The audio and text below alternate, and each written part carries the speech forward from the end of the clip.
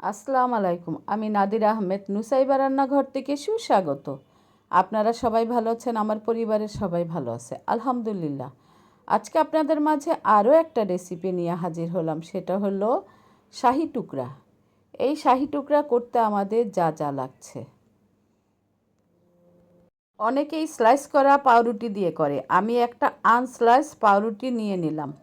আনস্লাইস পাউরুটিটাকে আমি নিজেই টুকরা টুকরা করে নেব। এই দেখুন আমি কিভাবে টুকরা টুকরা করতেছি। এই পাউরুটিটাকে আমি একটু মোটা মোটা চারকোনা টাইপের করে নেব। মোটা মোটা করে নিয়েছি। এবার সাইডের অংশটাকে কেটে আলাদা করে নিব। আলাদা করে নিয়ে সাইডের অংশগুলো সাইডে রেখে এবার এই টুকরাটাকে আমি 4 খণ্ড করে নেব। 4 খণ্ড করে নিলে এটা দেখতে একটু মোটা মোটা সুন্দর একটা খণ্ড খণ্ড হবে। এই দেখুন কিভাবে করেছি। এরকম 4 খণ্ড 4 কোণা করে থাকবে। আমার শাহি টুকরাগুলো সাইজ মতো কেটে নিয়েছি। এবার একটা প্যানে ঘি আমি অল্প অল্প দিয়ে দিয়ে পাউরুটির টুকরাগুলো ভেজে নিব। অনেকে ডুবো তেলে ভেজে নেয়, কিন্তু আমি অল্প অল্প ঘি দিয়ে এই টুকরাগুলোকে ভেজে নেব। আমি তেলে ভেজে নেই নাই, কেন যে আমার কাছে বেশি তেল তেল মনে হয়। এরকম করে আমি উল্টিয়ে পাল্টিয়ে ঘি দিয়ে দিয়ে পাউরুটির টুকরাগুলো ভেজে নিব। পাউরুটির টুকরাগুলো খেয়াল করে ভেজে নিতে হবে। এক পিঠে পুড়ে যাবে, আরেক পিঠে সুন্দর হবে না, এরকম করা যাবে না। চতুর্দিকে সুন্দর করে ভেজে নিতে হবে। আমি তাই পাউরুটিগুলো ভেজে এক সাইডে রেখে একটা প্যানে 1 কাপ চিনি 2 কাপ পানি দিয়ে একটা শিরা তৈরি করে নেব। শিরাটাকে চুলায় বসিয়ে আমি 1 ফালি লেবু চিপে দিব। শিরাটা বলক আসলে এক সাইডে রেখে দেবো, একটা বলক দিলেই শিরা হয়ে যাবে। এবার আমি আরেকটা প্যানে আগে 1 লিটার দুধ ঘন করে 1 লিটার বানিয়ে নিয়েছি, আর 1 কাপ কনডেন্স মিল্ক দিয়ে দিলাম। দিয়ে এবার দুধটাকে ভালো মতো নেড়ে চেড়ে যখন দুধটা ফুটে উঠবে তখন 1 চিমটি লবণ আর হাফ চা চামচ এলাচ গুঁড়া দিয়ে দিব।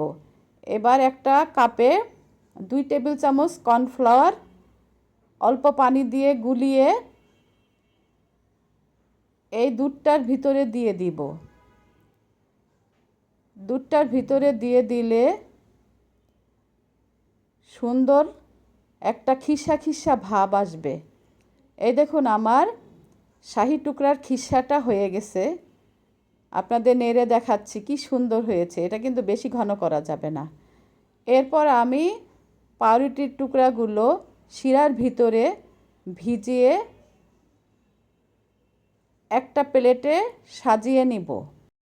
সাজানো হয়ে গেলে এবার দুধের খিসাটা এই শাহি টুকরার উপরে দিয়ে দিব। এই দুধের খিসাটা এমনভাবে দিব যেন শাহি টুকরাগুলো ভিজে একদম নরম হয়ে যায়। এভাবে করে আমরা শাহি টুকরার খিসাটা দিয়ে তার উপরে বাদাম কিশমিশ আমি আগেই কুচি করে রেখেছিলাম সেটাকে দিয়ে সাজিয়ে পরিবেশন করব। উপরে একটু জাফরানও দিয়ে দিয়েছি। জাফরানটা কিন্তু আমি দুধের ভিতরেও দিয়েছি, আবার এটার উপরেও দিলাম সুন্দর দেখানোর জন্য। এই শাহি টুকরাগুলো আপনারা সুন্দর করে সাজিয়ে পরিবেশন করবেন। দেখবেন এটার ভিতরে কত সুন্দর নরম হয়ে গেছে, খেতেও অনেক সুস্বাদু হবে। এই শাহি টুকরা ফ্রিজে রেখে ঠান্ডা করে খেলে আরও বেশি মজা লাগে। আমার এই রেসিপি দেখে আপনারা বানিয়ে খাবেন এবং আমার সাথে থেকে আমাকে লাইক কমেন্ট শেয়ার সাবস্ক্রাইব করবেন, ফেসবুকে ফলো দিবেন আর কমেন্ট করে জানাবেন এই শাহি টুকরাগুলো খেতে কেমন হয়েছে। আপনারা যদি কমেন্ট করেন আমি অনেক উৎসাহ পাই, সামনে চলার পথ খুঁজে পাই। এই শাহি টুকরা মেহমান আসলে তৈরি করে খাওয়াবেন, দেখবেন অনেক প্রশংসা পাবেন। আমি একটা শাহি টুকরা কেটে আপনাদের দেখাচ্ছি, দেখুন ভিতরে কি সুন্দর হয়েছে এবং খেয়েও দেখাচ্ছি। আপনারা তৈরি করে এই শাহি টুকরা খেয়ে আমাকে জানাবেন কেমন হলো। আমার শাহি টুকরাটা একদম মোমের মতো গলে গেছে। এই শাহি টুকরা দেখতেও যেমন সুন্দর, খেতেও অনেক সুস্বাদু। তাই আপনারা একবার হলো এই শাহি টুকরা বানিয়ে খাবেন। আল্লাহ হাফেজ।